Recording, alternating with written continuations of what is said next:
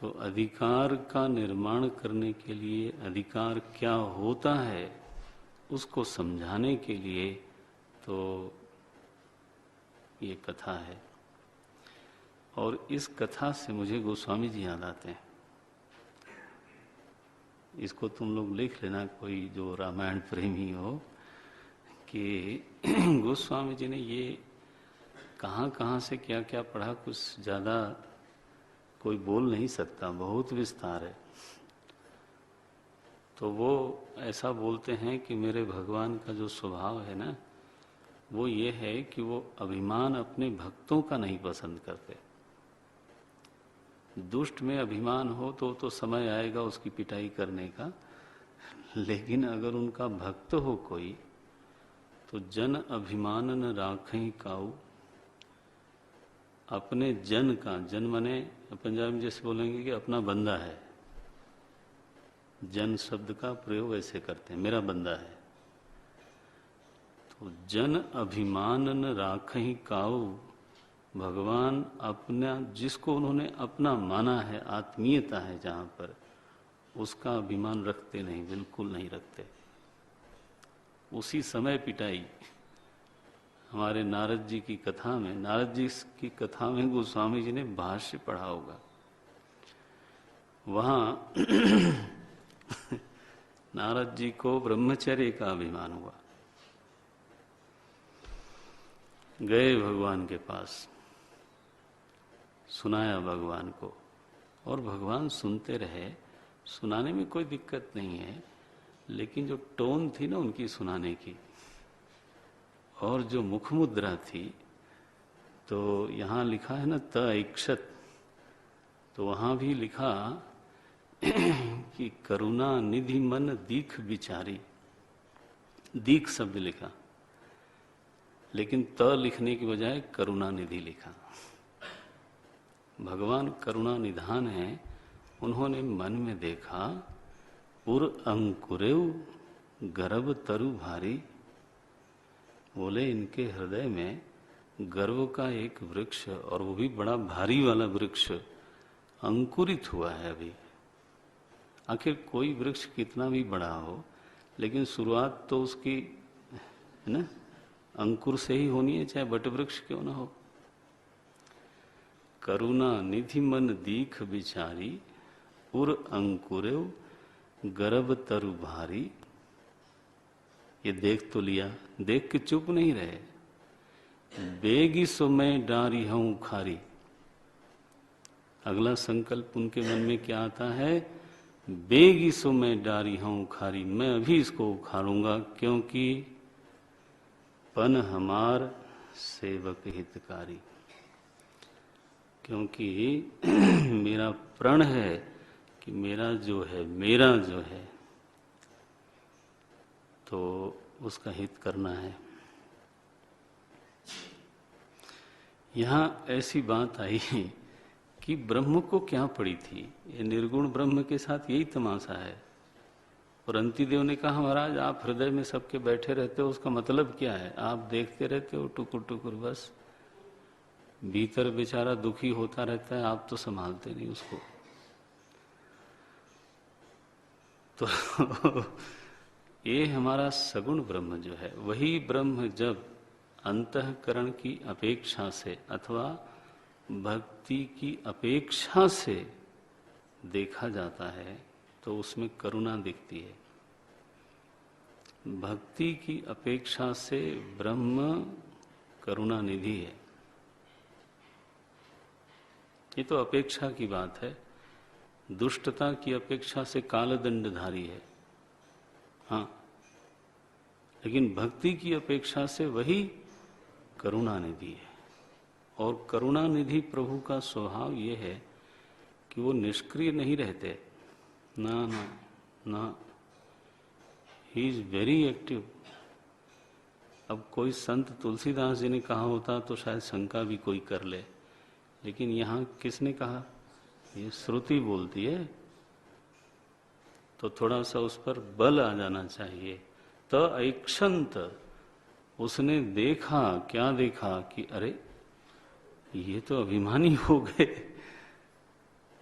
तो उनके ऊपर करुणा करने के लिए, क्योंकि आखिर देव थे, बार बार शरण में जाते हैं, तो उनको संभालने की चेष्टा की उन्होंने, उसके लिए लीला रची।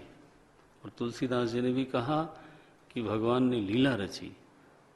क्या रचा? लीला रची, मम कौतुक मम कौतुक मुनि कर हित होई। मैं एक लीला करता हूँ, मेरा खिलवाड़ हो जाएगा और नारद जी का हित हो जाएगा। तो वहां उन्होंने लीला रची, यहां उन्होंने लीला रची। ये बहुत बड़ा एक प्रमाण ग्रंथ से जब कोई बात आ जाती है ना, तो आदमी संदेह से पार हो जाता है, क्योंकि भगवान ऐसा करुणामय है।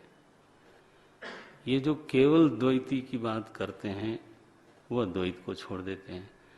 जो केवल अद्वैत, माने पढ़ा नहीं है बिल्कुल, अखबार में वेदांत पढ़ा होगा या पत्र पत्रिका में पढ़ा होगा, केवल अद्वैत की बात करते हैं, तो उनको आत्मबोध का केवल वही श्लोक याद आएगा जो अभी आजकल सुना रहे हैं लोग हमको, निर्गुणो निष्क्रियम नित्यम। ना ना, भक्ति के संदर्भ में वो थोड़ा निष्क्रिय है। भक्ति के संदर्भ में वो तो फिर ही बिकम्स वेरी एक्टिव, वो अवतार लेता है। कौन बोल रहा है? श्रुति।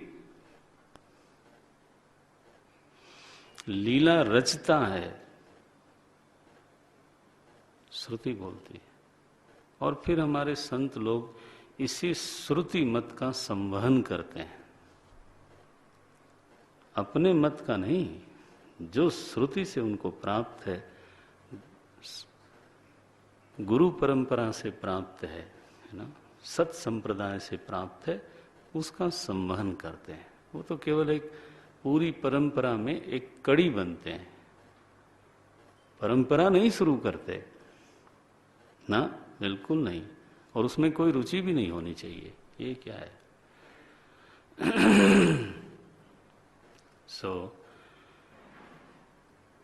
अभिमान शातनाथ। तो ये किस ब्रह्म ने किया? बोले सगुण ने।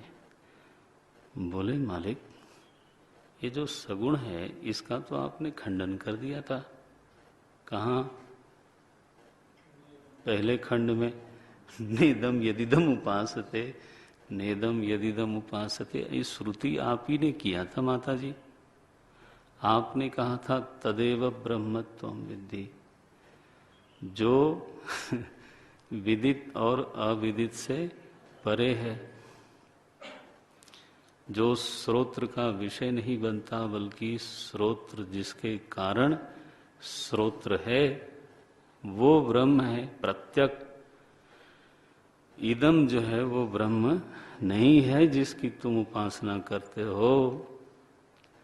तो हमारे तथाकथित वेदांती लोग ढोल ताशे के साथ हैं इस मंत्र का उच्चारण कर सकते हैं, नेदम नेदम। वो तो भाष्यकार को पढ़ते नहीं, पूरा उपनिषद पढ़ना नहीं है। अब भाष्यकार लिखते हैं, देखो, सगुणोपासनार्थो वा, ये तीसरा अभिप्राय स्वयं अपनी लेखनी से है। क्या? सगुणोपासनार्थो वा। मिला? तीसरी पंक्ति है, 75 पेज पर तीसरी पंक्ति है। मिला? सगुणोपासनार्थो वा। ये कथा किस लिए है? बोले सगुण की उपासना के लिए है। क्यों उपासना का विधान करने की क्या जरूरत थी? अपोदितत्वात्, क्योंकि प्रथम खंड में उसका निषेध कर दिया गया था। उसी उपासना का प्रथम खंड में चूंकि श्रुति ने ही निषेध कर दिया था निर्गुण ब्रह्म के निर्देशन के प्रसंग में, तो कहीं ऐसा न हो जाए कि साधकों को ये भ्रम हो जाए कि उपासना की तो कोई जरूरत ही नहीं है, है ना। हम तो सीधे उपनिषद मत में रहते हैं, तो उसको मालूम होना चाहिए कि उपनिषद मत केवल हैं जी, केवल निर्गुण ब्रह्म नहीं है। तस्मिन् दृष्टे परावरे, पर भी और अवर भी दोनों ही जानना चाहिए। तदेजति वो भी जानना है, और तन न एजति वो भी जानना है। ये अधूरी बात मत करो। ये सगुणोपासनार्थो वा, ये भाष्यकार का रस वाला हिस्सा है। जब वो हमको सद्गुरु बन करके व्यक्ति बाधित वृत्ति से व्यक्ति भाव में आके बोलते हैं, तो संपूर्ण भक्त होते हैं। उस समय भक्ति लहराती है उनके हृदय में, आप देखोगे एक एक पंक्ति में लहराती है। सगुणोपासनार्थो वा अपोदितत्वात्, कैसे अपोदन किया? नेदम यदिदम उपासते इति उपास्यत्वं ब्रह्मणः अपोदितम। न इदम ब्रह्म न इदम ब्रह्म कह करके तो उपास्य ब्रह्म का निषेध किया था श्रुति माता ने। उपास्यत्वं ब्रह्मणः अपोदितम। अपोदितत्वात् चूंकि निषेध किया था, इसलिए अनुपास्यत्वे प्राप्ते तस्यैव ब्रह्मणः, साधक की बुद्धि में ऐसा बैठ गया कि ब्रह्म तो अनुपास्य है। अनुपास्य माने उपासना योग्य नहीं है। तो ये भ्रम न हो जाए, बोलते हैं तस्यैव ब्रह्मण, फिर उसी ब्रह्म का, ये नहीं कि कोई दूसरा वाला दूसरी जेब से निकाल लिया ऐसा नहीं। तस्यैव ब्रह्मण, वही ब्रह्म जिसको निर्गुण कहा गया था, वही जीव के संदर्भ में फिर सगुण होता है। और फिर उसकी दिल खोल के करो उपासना, उसमें कौन मना करता है। बोलते हैं तस्यैव ब्रह्मणः सगुणत्वेन अधिदैवम अध्यात्मं च उपासनम विधातव्यम। बोले बस उसी ब्रह्म का, कोई और नहीं। तो सगुण ही अगुण ही नहीं कछु भेदा। या आप मिलाते रहना। आप लोगों को एक बड़ा सावधान चौकीदार बनना है, ध्यान रखना। शास्त्र का प्रहरी होना चाहिए। गोस्वामी जी ने लिखा, जे एहि गावहि चतुर संभारे, जे एहि गावहि चरित संभारे, ते एहि ताल चतुर रखवारे। ये जो ताल है ना, सरोवर, इसके चतुर रखवाले कौन हैं? तो जो लोग संभाल के गाते हैं, जिम्मेदारी से, समझ के, गैर जिम्मेदार होकर के नहीं।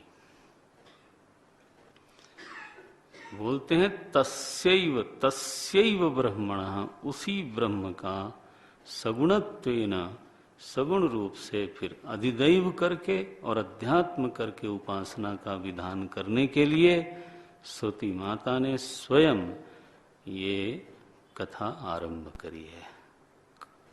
बोले ऐसा अध्यात्म रूप से भी है, अधिदैव रूप से भी है। तो एक दृष्टांत दे दिया, अधिदैवतम तद्वनम इति उपासितव्यम इति ही वक्ष्यति। वक्ष्यति भविष्य काल की क्रिया है कि श्रुति स्वयं कहेंगी कि उस ब्रह्म की तद्वन के रूप में उपासना करो। तद आएगा प्रसंग, तुम देखेंगे। तद्वनम, उसका एक नाम रखा, ब्रह्म का एक नाम है तद्वनम। इस नाम से उसकी उपासना करो। तो ये विधान करने के लिए अब देखो कैसा सुंदर व्यवस्था बन गई कि निर्गुण ब्रह्म के निर्देशन के समय उपासना का निषेध, लेकिन जब अधिकार निर्देशन का प्रसंग आया, ब्रह्म विद्या के साधनों के निर्देशन का प्रसंग आया, तो उपासना का विधान। निषेध करने की बजाय चुप भी नहीं रहे, बल्कि विधान किया, उपासितव्यम, तव्यत प्रत्यय लगाया, माने ऐसा करना ही चाहिए। ये भगवान शंकर का है रूप। बोलते हैं उपासितव्यम ही वक्ष्यति, श्रुति मत है ये, भगवान शंकराचार्य का मत होने का कोई मतलब नहीं है। वो तो मैंने कहा ना, वो तो जो बोलते हैं श्रुति है, वो अपनी ओर से बोलने का उनका कोई रुचि नहीं। ये तो बोलते हैं वक्ष्यति। अब आए हम भाष्य पर। अब जो श्रुति के मंत्र हैं वहां से भाष्य शुरू किया। श्रुति में पहला शब्द क्या है?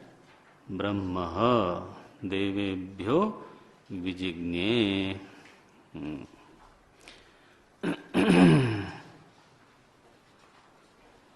ये 82 पेज पर देखें। ब्रह्म देवेभ्यो विजिज्ञे तस्य ब्रह्मणो विजये देवाः अमहीयन्त त ऐक्षन्त अस्माकमेवायं विजयः अस्माकमेवायं महिमा इति। तो आया ब्रह्म। ब्रह्म शब्द का अर्थ क्या है, यहां से शुरू करते हैं। और मेरा आग्रह यह है कि आपका 100% कंसंट्रेशन होना चाहिए। विषय में अब प्रवेश करते हैं। ब्रह्म, ये ब्रह्म माने क्या? भाष्यकार कहते हैं परः। ब्रह्म इति परः। यहां ब्रह्म शब्द का अर्थ है परम, निरतिशय, जिससे अतिशय और कोई है नहीं, हो सकता नहीं। ये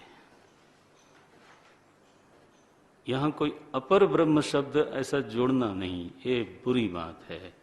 ये शंकराचार्य जी का भाव ये है, भाष्यकार भगवान का, ये कह करके अपने भाव को तुम खंडित मत करो कि ये अपर ब्रह्म की बात चल रही है, चुप रहना।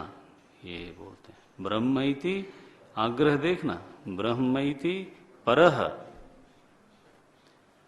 यहां ब्रह्म शब्द परम के लिए है, परब्रह्म के लिए है।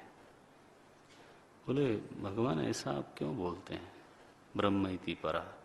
बोले लिंगात, क्योंकि यही चिन्ह है, लिंगात हेतु है। लिंगात, क्योंकि इसी तरह के लिंग हैं। आप कथा में लिंगों को देखो, चिन्हों को देखो, तो यही सिद्ध होगा कि यह जो बात कही जा रही है वो परब्रह्म के लिए कही जा रही है। क्या लिंग है वो बताते हैं।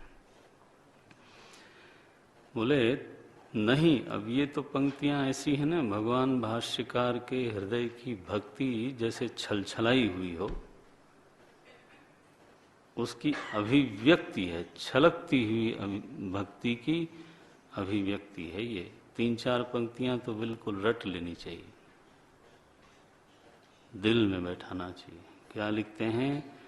नहीं अन्यत्र नहीं अन्यत्र परात ईश्वरात् नित्य सर्वज्ञात परिभूय अग्न्यादीन तृणम बज्री कर्तुम सामर्थ्यम अस्ति। बोले सुनो भाई, अग्नि इतना प्रबल तत्व है कि उससे ऐसी कोई चीज नहीं है जो जलने से बच जाए। वायु इतना प्रबल है कि वो समुद्र को मथ देता है। क्या छोटी बात कहें, उलट पलट देता है, धरती को तहस नहस कर सकता है, इतना प्रबल तत्व है। और इतने बड़े बड़े तत्वों को परिभूय, है ना, इनको अभिभूत करके, इनको दबा करके, इनको पराजित करके क्या किया उसने? तृणम बज्री कर्तुम सामर्थ्यम, एक तृण को वज्र बना दिया। किसने? ये कथा में आएगा, यक्ष ने। यक्ष ने एक तृण को वज्र बना दिया। अग्नि को पराजित कर दिया तिनके के आगे, वायु को पराजित कर दिया तिनके के आगे, लाचार बना दिया इनको। अभिमान की बात करते हैं हम लोग। कबीर बोलते हैं राई ते पर्वत करे, पर्वत राई माँ है। आप समझते हो ये उक्तियां कहाँ से आती हैं? सब श्रौत मत है, चाहे वो बिल्कुल देहाती भाषा में आवे, पंजाबी भाषा में आवे, मराठी भाषा में आवे, गुजराती में आवे। ये तो संत की जो भाषा होती है उसमें वो एक्सप्रेस करता है। लेकिन आप समझते हो जो मत है, जो बात कही जा रही है, वो तो मूल स्रोत हमारा हिंदुस्तान के सारे संतों का मूल स्रोत वेद है। वहां से बूंदें टपकती हैं। अब यहां भाष्यकार भगवान अपनी कलम से लिखते हैं, तृणम वज्री कर्तुम सामर्थ्यम परात ईश्वरात नित्यात सर्वज्ञात अन्यत्र न अस्ति। ऐसा अन्वय करेंगे। श्लोक में ही अन्वय नहीं होता, ध्यान रखना। ये तो मैंने बताया था एक दिन कि वो हमारी हिंदी संस्कृत भाषा ऐसी है कि वो क्रिया कहीं जाएगी, कुछ कहीं जाएगा, तो आपको आना चाहिए कि उसको सजाया जाए। नहीं अन्यत्र, देखो 4 लक्षण के, नहीं अन्यत्र परात ईश्वरात नित्य सर्वज्ञात, 3 लक्षण किए। परात ईश्वरात नित्य सर्वज्ञात, नहीं अन्यत्र। जो परम है, जो ईश्वर है और जो नित्य सर्वज्ञ है, ओ हाँ, आप चाहे तो ऐसा भी कहें जो नित्य है और सर्वज्ञ है। यहां शब्द दिया नित्य सर्वज्ञ। दोनों करेंगे तो 4 लक्षण हो जाएगा, और अन्यथा 3 होगा। नित्य सर्वज्ञ, जो परम है, जो ईश्वर है और जो नित्य सर्वज्ञ है, उसके अलावा किसी में ये सामर्थ्य नहीं है कि जो अग्नि को अभिभूत कर दे, कि जो वायु को अभिभूत कर दे, और जो तृण को वज्र बना दे। ये बोले इंद्रादि देवताओं में सामर्थ्य होगी, बोले उन्हीं को तो पराजित किया उसने। इंद्रादि देवता वही तो बेचारे हो गए उसके सामने। परात ईश्वरात अन्यत्र सामर्थ्यम न अस्ति। लिंग यही है। लिंग क्या है कि तृण को उसने वज्र बना दिया। इस लिंग से यह सिद्ध होता है कि यह ब्रह्म शब्द का अर्थ है परह होना चाहिए। ये मूल पहला वाक्य देखो, कितना छोटा सा वाक्य लिखा। अब उसी की पुष्टि के लिए इतना बड़ा भाष्य लिख डालेंगे। पहला शब्द इतना, ब्रह्म इति परह, बस। ब्रह्म माने क्या? यहां पर ब्रह्म शब्द का क्या अर्थ लिया जाए? बोले परम। क्यों लिया जाए? लिंगात, क्योंकि यही लिंग है। लिंग से यही पता चलता है। क्या लिंग है? अरे तृणम वज्री कर तुम सामर्थ्यम, तृण को वज्र बनाने की सामर्थ्य ईश्वरात अन्यत्र सामर्थ्यम नास्ति। परम ईश्वर से हट करके और किसी में ये सामर्थ्य नहीं है। बोलते हैं इति तन्न शशाक, आगे की पंक्ति है, श्रुति की ये पंक्ति है, तन्न शशाक दग्धुम इत्यादि लिंगात। श्रुति के वचन हैं, लिंग रूप से हैं। क्या? तन्न शशाक दग्धुम, अग्नि गया और जलाने की पूरी कोशिश करी और जलाने में समर्थ नहीं हुआ। न शशाक दग्धुम। इसी तरह से ब्रह्म शब्दवाच्य ईश्वर इति अवसीयते, निश्चित रूप से ब्रह्म शब्द का यहां अर्थ है ईश्वर। इसी अर्थ में तो श्रुति का अवसान होता है।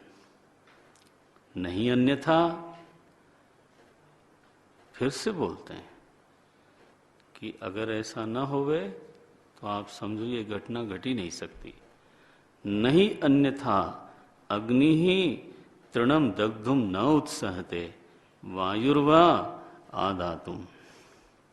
बोले अगर यहाँ ईश्वरीय सामर्थ्य न होती तो अग्नि एक तृण को न जलावे और वायु एक तृण को न उठावे, ये संभव नहीं था। अगली पंक्ति में जरा अंडरलाइन करना। ये भगवान भाष्यकार कहते हैं और ऐसा कहने के लिए हमको कोई तर्क नहीं देते। वो कहते हैं ऐसा ही है और तुमको समझना हो तो मान लो, नहीं समझना हो तो घर जाओ। मैंने अरे बोले फिर भी कुछ तो बताओ। बोले कुछ क्या बताएं, यही सच है।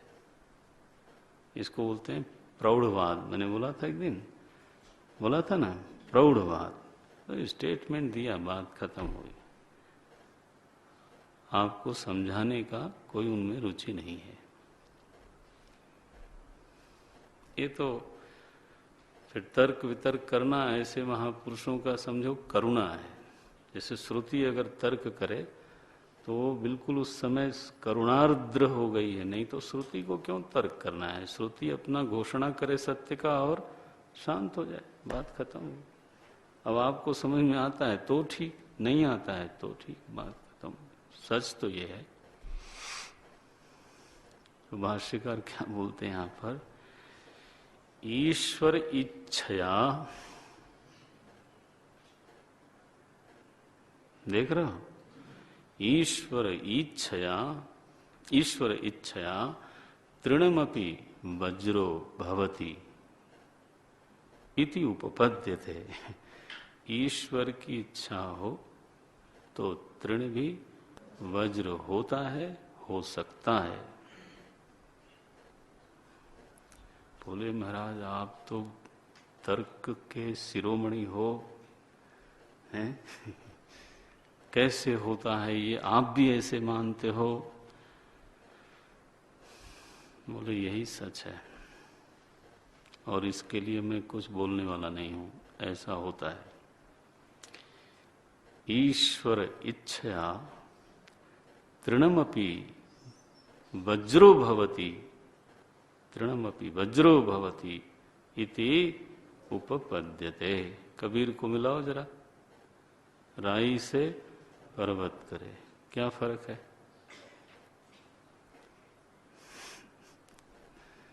क्या फर्क है?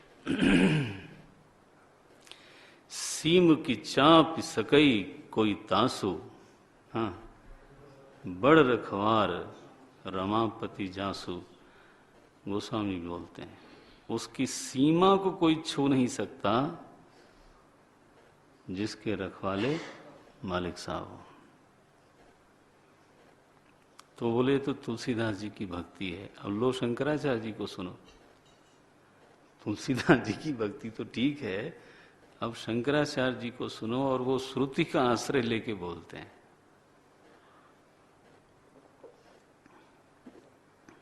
ईश्वर इच्छया तृणम अपि वज्रो भवति इति उपपद्यते।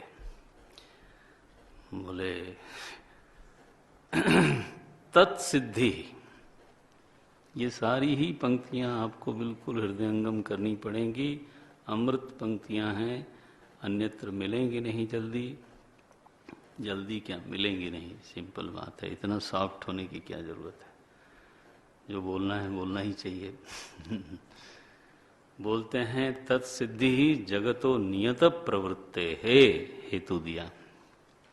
तत्सिद्धि, उस ईश्वर की सिद्धि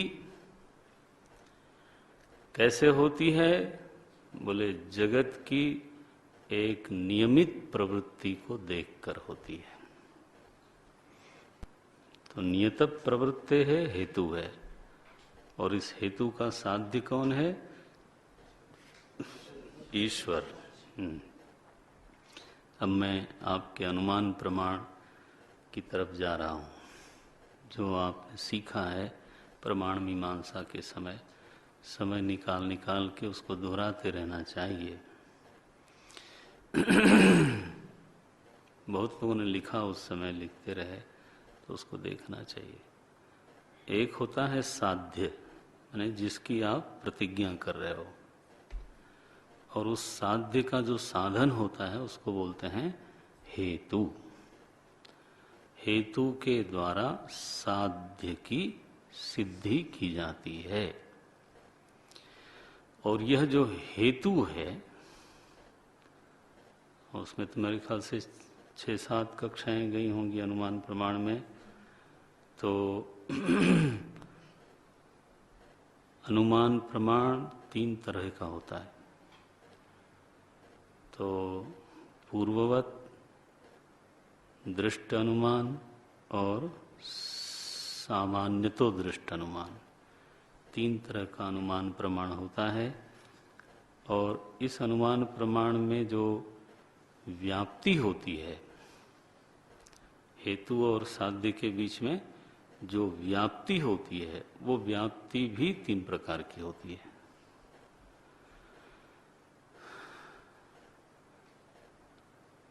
अन्वय व्यतिरेकी व्याप्ति, केवलान्वयी व्याप्ति और केवल व्यतिरेकी व्याप्ति, ये 3 तरह की व्याप्ति होती है। 3 तरह का अनुमान, और फिर उस अनुमान में जो हेतु साध्य में व्याप्ति है वो भी 3 तरह की होती है। और फिर 3 तरह के हेतु भी होते हैं, अन्वय व्यतिरेकी हेतु, केवल अन्वयी हेतु और व्यतिरेकी हेतु, इस तरह से। तो अब इसको थोड़ा जागृत करके अब चलते हैं। इसमें हेतु क्या दिया? नियत प्रवृत्ते है। साध्य क्या है? ईश्वर। ये तत् शब्द माने ईश्वर। तत्सिद्धि, उसकी सिद्धि होती है कैसे? नियत प्रवृत्ते है, नियत प्रवृत्ति से। अब इसी का फिर दीर्घ विस्तार होता है। आइए चलते हैं धीरे धीरे। लिखा श्रुति स्मृति प्रसिद्धि भी, ये नहीं कि केवल तर्क से सिद्ध हो रहा है। ईश्वर की सिद्धि में सबसे प्रबलतम प्रमाण है श्रुति, फिर स्मृति। तो बोलते हैं श्रुति स्मृति, और तीसरी एक चीज है प्रसिद्धि भी। ये क्या है? लोकानुभूति। प्रसिद्धि भी, वो भी एक प्रमाण हो गया कि आखिर ये ऐसी क्या चिड़िया है जिसको पूरी दुनिया में लोग बोलते रहते हैं। आप बोलो सिद्ध नहीं है, अरे सिद्ध हो चाहे न हो, आखिर ये पूरी दुनिया के बुद्धिमान प्राणियों की चर्चा का विषय क्यों बनता है? आखिर पूरी दुनिया यहूदी हो, ईसाई हो, जो भी मर्जी कहो हो, सभी के मत में है ईश्वर नाम की एक चीज है। वो कहां से आ गई? और मजा ये है कि सबसे पूछा जाए कि देखा है, तो सभी बोलेंगे नहीं देखा। और फिर भी कोई ऐसा नहीं है जो इस चर्चा से अछूता हो। बोले कम्युनिस्ट तो मानते नहीं, नहीं मानते, चर्चा करके नहीं मानते कि बिना चर्चा के नहीं मानते। चर्चा तो उनको भी करनी ही पड़ती है। और समस्या ये है कि चर्चा कभी बंद नहीं होती। वो चर्चा करके मना करते रहें और कहीं न कहीं से उनके सिर पर वो चर्चा थोपी जाती है, लो करो चर्चा। तो जीवन भर ना ना ना ना करते मर जाते हैं। प्रसिद्धि भी, ये एक बात, श्रुति स्मृति प्रसिद्धि भी, ये भाष्यकार कहते हैं ये तो इन तीनों से सिद्ध है। श्रुति स्मृति प्रसिद्धि भी नित्य सर्व विज्ञान ईश्वरे सर्वात्मनि। देखो नित्य सर्व विज्ञाने, ये जब ऐसा लिखा हो और संधि न हो रही हो आगे, तो समझना चाहिए कि यहाँ अयादि संधि लगी हुई है। नित्य सर्व, लेकिन अपने आप मत बोल देना, क्योंकि हो सकता है वहां न लगी हो और आपने अपना उड़ा दिया। या तो पूरा नियम आप जानो, और नहीं तो श्रुत रखो, बस वही ठीक है। अगर यहाँ कुछ संधि नहीं हुई होती तो आपको मालूम है ये नित्य विज्ञान ईश्वरे में कैसी संधि बनती, और ई मिलके क्या होगा, ए होना चाहिए, लेकिन वो नहीं हुआ। तो उसको कोई व्यवहित करने के लिए वहां पर बैठा हुआ है। कौन बैठा है, य का लोप है, लेकिन यह वहां पर विद्यमान है। ये पकड़ में आता है। आप लोगों की संधि इतनी कमजोर तो नहीं होनी चाहिए। बोले सबको नहीं पकड़ में आता है। तो कैसे बनेगा भाई, सूत्र क्या है, हाँ, एचो यवा यावा, ए का ए बना, फिर य वहां विद्यमान है, भले लोप हो, इसलिए गुण संधि नहीं हो रही है। तो जब हम पाठ करते हैं ना, फिर आप बीच में कोई इधर उधर बोलता है तो फिर मेरा मन खटकता है कि ये न तो ठीक से सुनते हैं न ही जानते हैं। तो संशयात्मा विनश्यति, भाई या तो जानो, अज्ञस्य अश्रद्धानस्य, दोनों इकट्ठा नहीं होना चाहिए। या तो कोई जानकार हो और नहीं तो फिर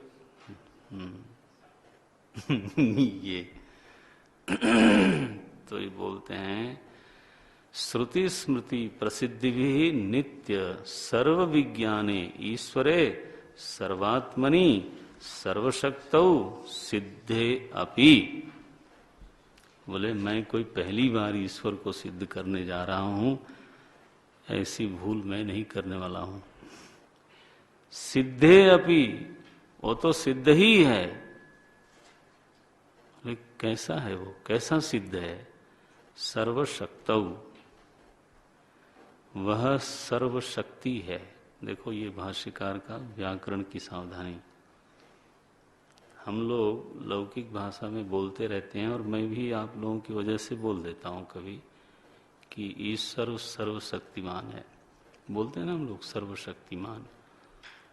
भाष्यकार क्या लिखते हैं, सर्वशक्ति, सर्वशक्ति का सप्तमी है सर्वशक्तौ। सर्वशक्ति का बहुब्रीहि से अर्थ निकल आता है, सर्वाः शक्तयः यस्य इति यस्य सह सर्वशक्ति ही। बस जब बहुब्रीहि वहां पर समर्थ है तो आप व्याकरण इतनी बात समझते हो कि नहीं। जब बहुब्रीहि वहां समर्थ है तो मतुप प्रत्यय और लगाने की क्या जरूरत है। मतुप प्रत्यय माने बुद्धिमान, बुद्धिमत, बुद्धिमान। तो केवल शक्ति होता ना तब तो आप लगाते शक्तिमान, लेकिन जब आप सर्व शब्द पहले यूज कर लेते हो तो फिर मतुप प्रत्यय लगाने का कोई मतलब नहीं है। इसको गौरव दोष बोलते हैं। गौरव दोष का मतलब क्या हुआ, 10 रुपए की चीज 100 रुपए में ले आए, और आशा ये करते हैं कि पिताजी हमारी पीठ ठोकेंगे। वो जरूर ठोकेंगे, लेकिन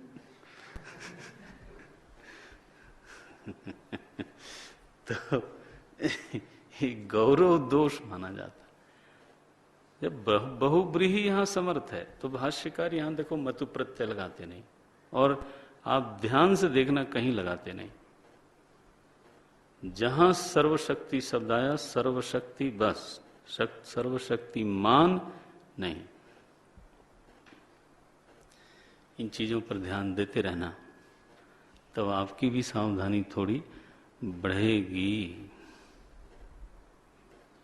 सर्वशक्तौ, ईश्वर कैसा है, बोले सभी शक्तियां उसी के पास हैं, सारे बलों का स्रोत वही है। ये भगवान बोलते हैं भाष्यकार। सर्वशक्त और कैसा है? सर्वात्मनी, सर्व आत्मा है। दो लक्षण हुआ। तीसरा, ईश्वरे, सबके ऊपर शासन करने वाला है। चौथा लक्षण है सर्व विज्ञाने,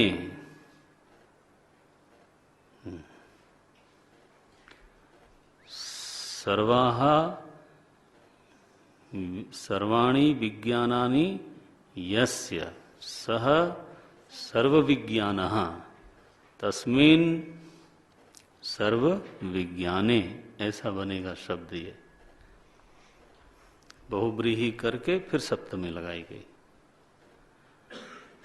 सर्वम ज्ञानम सर्वम विज्ञानम, ऐसा कर भी सकते हैं। विज्ञानानि शब्द का अर्थ होता है ज्ञान वृत्तियां, ज्ञान की जितनी भी प्रमाएं हो सकती हैं।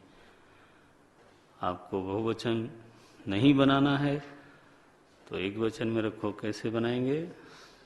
चाहे तो समझ लो इसको। सर्वम विज्ञानम यस्य सह सर्व विज्ञानः, सह पुल्लिंग है ना, तो अर्थ क्या निकलेगा? सर्व विज्ञानः तस्मिन् सर्व विज्ञाने। ये तो आपको आना ही पड़ेगा, चाहे जितनी मर्जी आपको मेहनत करनी पड़े, आप तो सीखो इसको। दो चीज तो बहुत ही पक्की होनी चाहिए। क्या क्या?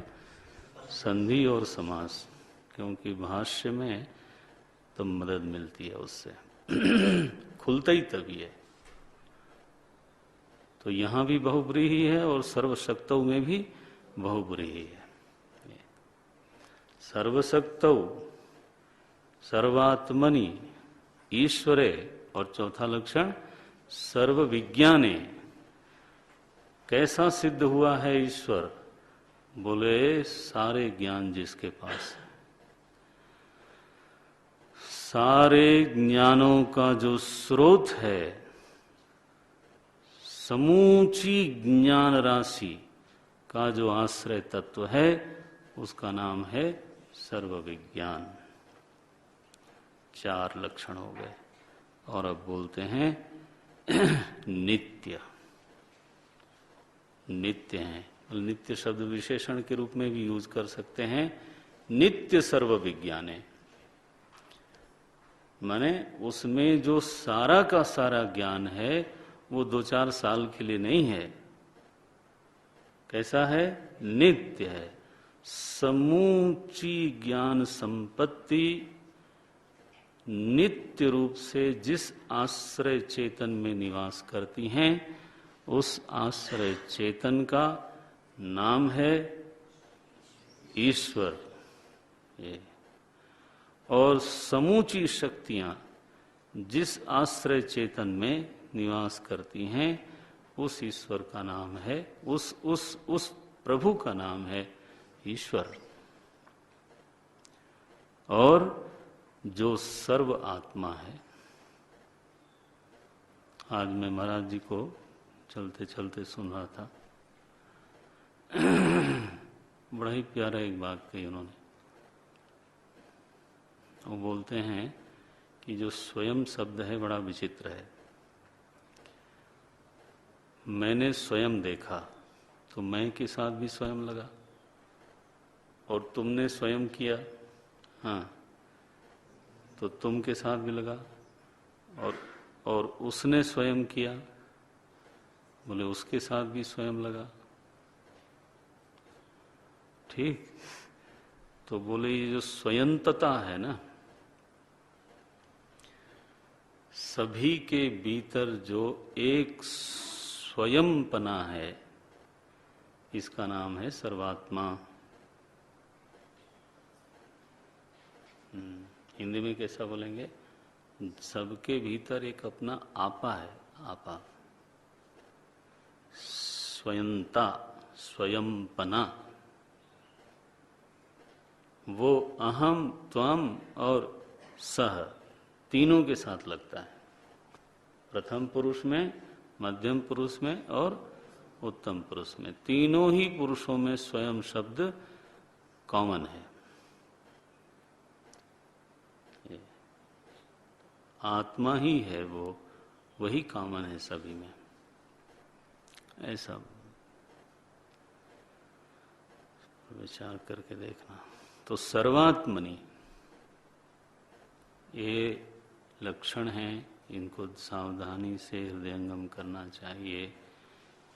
वैदिक धर्म में ईश्वर के जिन लक्षणों की चर्चा है वो तो बिल्कुल सुनिश्चित किए हुए हैं, और उसके अलावा अगर कुछ कोई बोल जाए तो फिर उसको बताना पड़ेगा कि उसने ये क्यों बोला। बोले मुझे अच्छा लगता था इसलिए बोल दिया, ये अच्छा लगने से काम नहीं चलता, दर्शन का विषय है। सो नित्य सर्व विज्ञाने ईश्वरे सर्वात्मनि सर्वशक्तौ, 4 लक्षण है।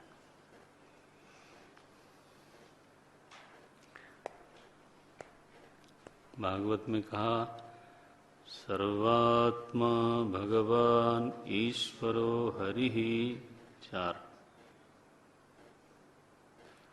और फिर जब ब्रह्मा जी ने नारद जी को भागवत सुनाई 5 अध्यायों में, तब अंत में क्या कहा? यथा, ये तो कोई कौन बोलेगा, सुधीरदास। यथा नृणाम यथा हरौ, नहीं, यथा नृणाम हरौ भक्तिर्भविष्यति। बस वो शब्द का अरेंजमेंट इधर उधर है, बात यही है। सर्वात्मन्यखिलाधारे इति संकल्प्य वर्णय।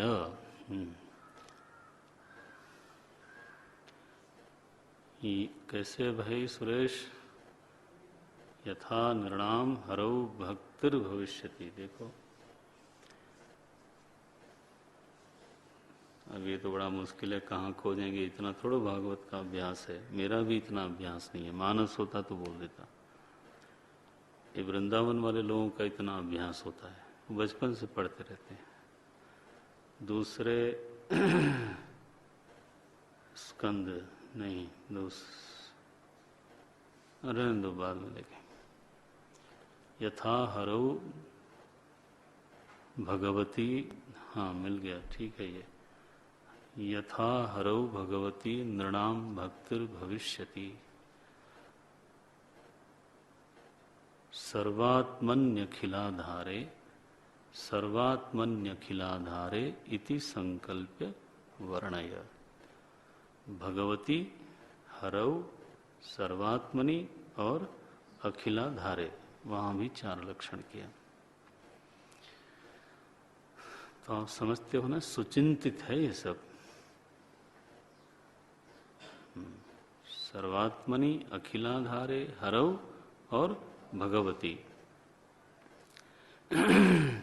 अब यहां पर भाष्यकार ने जो 4 शब्द चुने हैं कि कैसा ईश्वर सिद्ध है श्रुतियों में, और वही ईश्वर सिद्ध है स्मृतियों में, और क्या बोल गए कि वही ईश्वर सिद्ध है प्रसिद्धि में। अरे बोले ये कैसे हुआ? क्या समाज भी ऐसा ही ईश्वर मानता है? बोले जांच करके देखो, समाज का ऐसा कौन व्यक्ति है जो ये समझता है हो कि ईश्वर को कुछ ऐसी चीजें हैं जो मालूम नहीं पड़ती। एक बिल्कुल आदिवासी है ना, अनपढ़ गंवार, गांव का कोई खेतिहर, उससे भी अगर वो आस्तिक है, उससे पूछा जाए तुम्हारा ईश्वर कुछ चीजें जानता है कुछ नहीं जानता है, नाराज हो जाएगा। बोले ईश्वर से क्या छिपा है? तो उसने क्या माना? नित्य सर्व विज्ञाने। उससे पूछा जाए कि ये काम तो तुम्हारे ईश्वर से नहीं हो सकता, कोई मानेगा? कहेगा ही सर्वशक्तौ, सभी कुछ करने में समर्थ है। कहा जाए कि तुम्हारे दिल में ईश्वर नहीं रहता, बाकियों में रहता है। अरे बोले नहीं, ये सब गलत बात है, घट घट बासी राम, वो तो सब जगह रहता है। ऐसे बोलते हैं लोग, चाहे उसका अर्थ चाहे कम समझते हो ज़्यादा समझते हो, लेकिन सर्वात्मनी का भाव तो रहता ही है। ये देखो, बोले इस दुनिया का शासक जो है वो मिस्टर क्लिंटन थे। अरे बोले क्लिंटन आए चले गए, बुश आए चले गए, अटल जी टल गए, मन को मोहने वाले मन को बहुत दुखी कर रहे हैं। हैं तो सीताराम जो है कभी सीताराम बोलते नहीं, सीताराम ये चूरी। मैं कहता हूं क्या चूरी भाई, ये बड़ा जोरदार नाम है, ये चूरी है। मैंने कहा ये क्या है भाई बताओ, कम्युनिस्टों के नाम बड़े प्यारे हैं। सोमनाथ है ना, सोमनाथ, बताओ, सीताराम, और क्या नाम है, एबी वर्धन, क्या पूरा नाम, एबी वर्धन का नाम क्या हुआ है? नहीं खुल रहा है। तो ऐसे बढ़िया बढ़िया नाम होते हैं हाँ, एक है राम राजा करके कुछ है। एनीवे तो महाराज ये ईश्वर हैं। हलवाहे से भी कहोगे तो कहेगा बेकार की बात मत करो, दुनिया भगवान की है, सब लोग उसी के शासन में रहते हैं। चारों लक्षण आए कि नहीं आए?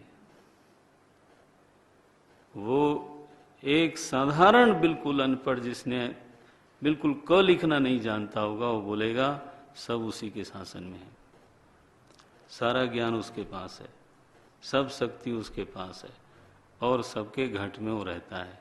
ऐसा कौन नहीं बोलता? ईसाई से जाके पूछोगे तो वो क्या कहेगा, मेरा ईश्वर कमजोर है, या वो नहीं जानता, दिल की बात नहीं जानता? ऐसा कोई बोलता नहीं है। ये भाष्यकार की लेखनी है। कितना बड़ा शब्द बोल दिया उन्होंने कि श्रुति में तो सिद्ध ही है, स्मृति में वही सिद्ध है, और प्रसिद्धि में भी वही सिद्ध है, दूसरा कोई सिद्ध नहीं होता। चार लक्षण तो उसके सिद्ध ही सिद्ध हैं, समझो आप। कोई ऐसा भी बोलने वाला चाहिए। पता नहीं दिमाग में हम लोगों के श्रद्धा आदि की कमी रहती है, विचार की कमी रहती है, अथवा कहिए पूर्वकृत पापों की अधिकता रहती है, तो फिर कभी लगने लगता है कि ऐसा कुछ होता है कि नहीं होता है। यहाँ कहते हैं सारे प्रमाण तो यही सिद्ध करते हैं, और क्या है, श्रुति स्मृति प्रसिद्धि भी नित्य सर्व विज्ञाने ईश्वरे सर्वात्मनि सर्वशक्तौ सिद्धे अपि। ऐसा सब सिद्ध ही सिद्ध है, लेकिन मेरा मन हो रहा है कि मैं कुछ तर्क भी करूं इसके ऊपर। बोले शास्त्रार्थ निश्चयार्थम उच्यते, तो शास्त्र के अर्थ का बुद्धि में निश्चय कराने के लिए ये तो भाष्यकार का अनुग्रह है कि उन्होंने कुछ हमको तर्क संपत्ति भी दे दी। शास्त्रार्थ निश्चयार्थम उच्यते, और उच्यते पर टीकाकार ने एक और कस के मुहर मारी। पिछले पेज से देखना, थोड़ा ज्यादा लगता है लेकिन लिखा उन्होंने। बोलते हैं यावत तर्केण संभवः न अनुगृह्यते, मिला, यावत जो तर्क से संभव है, अगर वो तर्क का अनुग्रह न उसको मिल जाए, यावत तर्केण संभवः न अनुगृह्यते तावत शास्त्र प्रतिपन्नोपि ईश्वरः न निश्चीयते। ओहो, बोले तर्क का अनुग्रह न प्राप्त हो साधक को तो शास्त्र में सिद्ध होने पर भी न निश्चीयते, वो साधक का निश्चय नहीं बन पाता। क्यों नहीं बन पाता? शास्त्र में श्रद्धा नहीं है क्या? बोले है, शास्त्र में पूरी श्रद्धा है, लेकिन कभी कभी ना नास्तिक लोग बोलते हैं ये शास्त्र में जो ईश्वर है वो तो प्रशंसा के लिए है। कभी कभी तो यजमान को ही है ना ब्राह्मण लोग प्रशंसा करने के लिए बोल देते हैं, ओ त्वम ईश्वरोसी। दक्षिणा ज्यादा लेनी होती है तो और क्या। एक जगह हमने पढ़ा मीमांसा दर्शन में, बोले हाँ वो तो नास्तिक दर्शन है, तो बोले कि ये जो ब्राह्मण पुरोहित है वो यजमान को बोलता है तत्त्वमसि। अरे यजमान तुम वही समर्थ ईश्वर हो, क्यों? बांटो पैसा। ईश्वर दयालु होता है, दुनिया भर को बांटता है, तुम भी बांटो। तो वो कहते हैं, वहां लोभ नहीं दिखाते ब्राह्मण में, वो ये दिखा रहे हैं, वो किताब में मीमांसा दार्शनिक बोलते हैं कि किसी के पास बहुत संपत्ति संचित नहीं रहनी चाहिए, उसका वितरण होना चाहिए। तो ये तरीका ठीक नहीं है कि कोई उसको लूट ले जाए ना, वो ठीक नहीं है। तो लूटना नहीं है, उसको वितरित कराने के लिए यज्ञ करना चाहिए। और फिर सर्वमेधसम ददौ, सारा दे दो, बांट दो। इसके लिए क्या कहना पड़ेगा? तत्त्वमसि, तुम ईश्वर हो। अरे यजमान मुकुट धारण करो। हाँ तुम तो ईश्वर हो। तो पता नहीं क्या क्या बोलते भी हैं लोग। तो भाष्यकार आनंद गिरि जी महाराज बोलते हैं, बोले अर्थवादत्व शंका प्रतिबंधात, संभव है कोई बहका दे साधक को कि ये जो ईश्वर ईश्वर शब्द शास्त्रों में आया है ये केवल अर्थवाद है। अर्थवाद माने सुबह बोला था स्तुति मात्र है। हाँ यजमान की स्तुति है। अर्थवादत्व शंका प्रतिबंधात अतः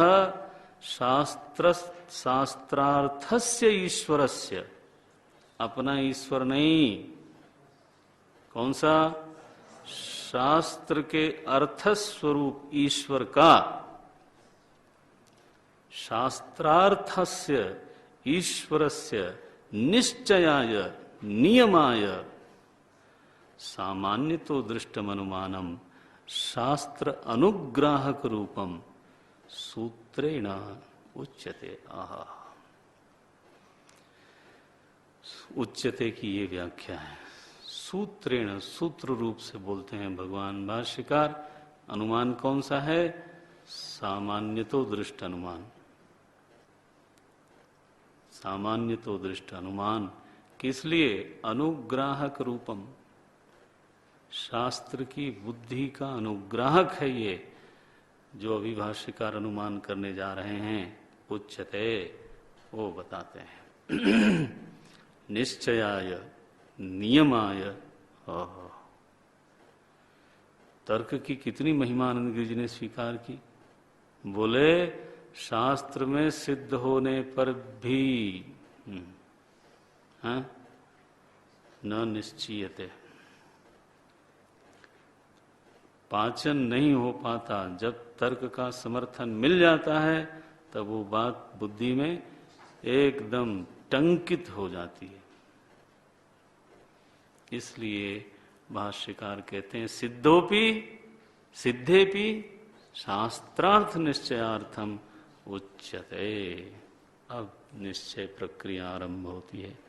कल देखेंगे। इसको आप एक बार दो बार पढ़ लेना, जरूर पढ़ लेना, सो दैट आपकी बुद्धि में चीज ताजी रहे। बहुत कीमती प्रसंग है, सावधान। और संस्कृत की और व्याकरण की तो आपको जरूरत अब समझ में आती होगी। क्या बाकी लोगों को ले मैं नहीं बोलता, लेकिन ये जो सफेद पोश लोग हैं, यही बोलना चाहिए ना, सफेद पोश तो उनको तो बहुत ध्यान देने की जरूरत है। ओम पूर्णमदः पूर्णमिदं पूर्णात् पूर्णमुदच्यते पूर्णस्य पूर्णमादाय पूर्णमेवावशिष्यते। ओम शांति शांति शांति। हरि ओम श्री गुरुभ्यो नमः। हरि ओम।